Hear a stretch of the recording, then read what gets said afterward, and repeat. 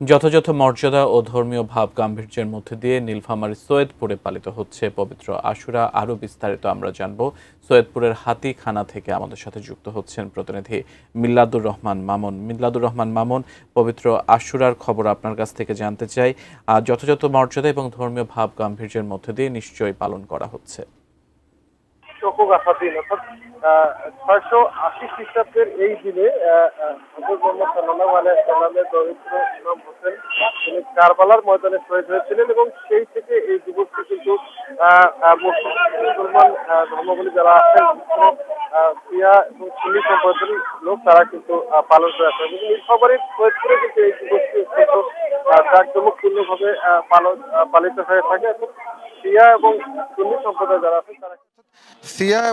সুন্নি সম্প্রদায় যারা আছেন তারা কিন্তু পৃথকভাবে এই দিনটি পালন করেন। আমরা আপনাকে এই মুহূর্তে একটু সহকর্মীর মাধ্যমে দেখাবো। আমরা এখন আছি সৈয়দপুর শহরের পার্বতীপুর রোডে। এখানে একটি সিয়া শোক র্যালি বের হয়েছে এবং এই র্যালিতে বিভিন্ন শ্রেণী পেশার মানুষ অর্থাৎ নীলফামারী, রংপুর, পার্বতীপুর, দিনাজপুর সহ বিভিন্ন জেলার লোক এখানে অংশ নিয়েছেন এবং এখানে কিন্তু তারা শোক র্যালি করছেন এবং তাদের এই শোক তারা পালন করছেন এবং এই র্যালির মাধ্যমে কিন্তু তারা ইমাম হোসেনের যে বিভিন্ন কার্যকলাপ এবং সেগুলো কিন্তু এগুলো স্মরণ করছেন। আমরা এখানে একজনের সাথে একটু কথা বলবো।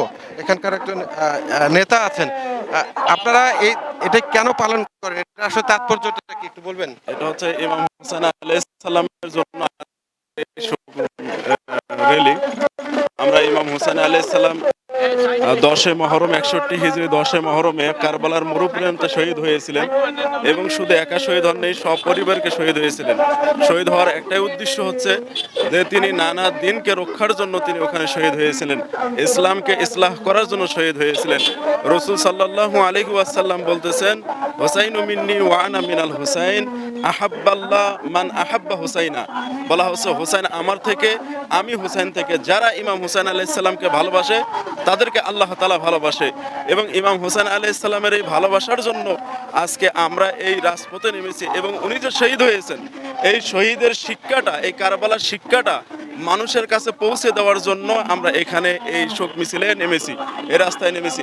আসলে মূলত আমরা ইমাম হোসেন আলাইহিস সালাম, যে মুসলমানেরা ইমাম হোসেন আলাইহিস সালামকে শহীদ করলেন, রাসূল সাল্লাল্লাহু আলাইহি ওয়াসাল্লাম নিজেই ইমাম হোসেন আলাইহিস সালামকে ভালোবাসতেন এবং ইমাম হোসেন আলাইহিস সালামকে কাঁধে নিতেন, ইমাম হোসেন আলাইহিস সালামের গলায় চুমুন খেতেন এবং ইমাম হোসেন আলাইহিস সালামকে তারা কিভাবে শহীদ করতে পারে। ধন্যবাদ আপনাকে। ধন্যবাদ।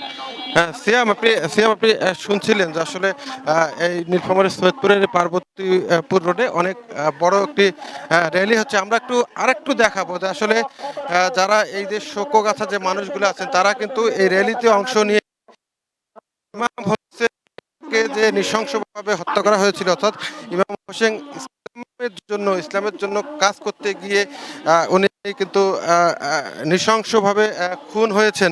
আমরা এই শোক তারা আসলে এই মাতম করছেন শোকে। আমরা একটু এই দৃশ্যটি একটু দেখাবো। এখানে আসলে জি এই যে বিভিন্ন যুবক শ্রেণীর লোক আছে তারা কিন্তু এখানে শোক করছেন। তো আসলে এছাড়াও কিন্তু যারা সুন্নি অবাঙালি আছে তাদেরও কিন্তু একটি কর্মসূচি আছে এবং সেটি হচ্ছে হাতিখানা কবরস্থানে। আমরা নিশ্চয়ই কর্মসূচি সেটি দেখানোর চেষ্টা করব। তো নীলফামারীর সৈয়দপুরের আসলে নিয়ে ছিল আমার কাছে।